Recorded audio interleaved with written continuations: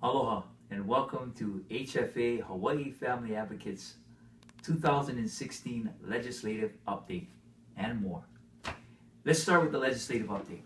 We're about a month and a half into the 2016 legislative session, and at this point in time, let me just start with this caveat. It's never over till it's over. In fact, even if when this session ends, bills carry over. So you need to pay attention to what's happening in state government. Let's start on some of our social issue bills. First and foremost, physician-assisted suicide. I think we're free and clear, at least for this session. I don't believe either the House or the Senate has any ambition or any priority to take those bills up. However, it doesn't mean that it's not going to come up in the future years. In regards to that other bill that we talked about, sexual identity conversion, that bill was deferred by the House. What that means is that the committee, the subject committee on the House side, was not interested, at least at this point in time, to move that bill forward. However, on the Senate side, there is a companion bill that has passed the last subject matter committee. What that means is that the full Senate, the entire Senate body, will take up a vote on it. If they pass that out, then what that means is it will cross over to the House side, and then the House will have to take it up again. I don't believe that they are going to change their position on that. When I say they, I'm talking about the House. However, it could end up in conference committee, but we'll never know, and we're not going to know that until the end of the session. So we'll continue to report on that. Thank you so much for all of your support on that.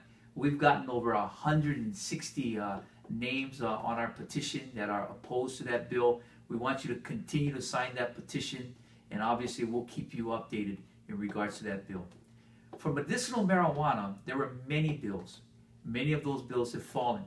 But there is a couple of bills in particular that are still alive. One being this bill that will allow nurse practitioners to issue medical marijuana certificates. What that means is that about 800 nurse practitioners will have the authority to issue medical marijuana certificates. Why is that significant?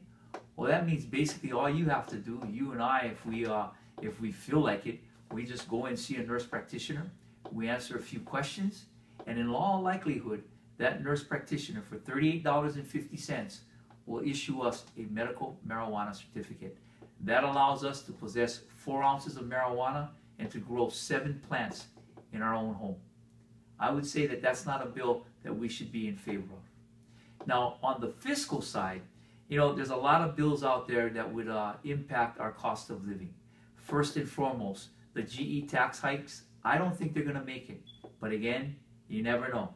You have to wait till the session ends. And that doesn't mean that it'll never come up again.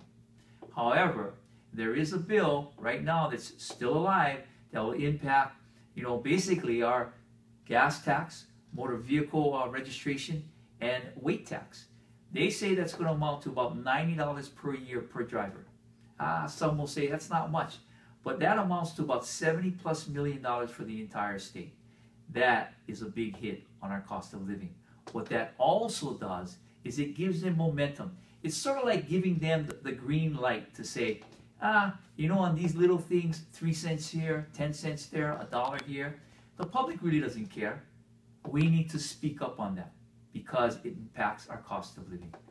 There are other bills that I believe that we should support, some regarding housing and the building of affordable housing.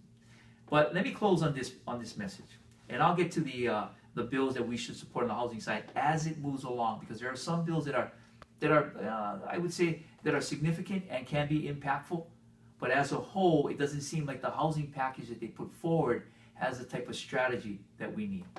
I want to close on this note.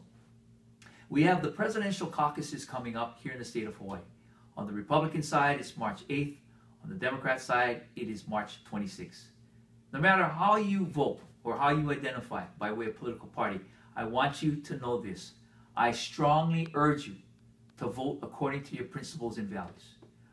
There is no other election that you can vote purely principles and values. Why? Because in the primary, all of your candidates are on the ballot. And so as such, I implore you to get educated, to get knowledgeable, to know who the candidates are and what they stand for. And most importantly, to know what you stand for. Because this is the only way that we as Americans, we as citizens of the state of Hawaii, can make a difference in these upcoming elections. So don't forget, you can check the websites of the various parties to find out where these caucuses are going to be held. But I implore you to vote. Very shortly, we're going to start building up our database of what we call like-minded, principle-valued voters. And so we'll be speaking more about that as we move along. So until our next update, have a great day, a hui ho, and aloha ke akua.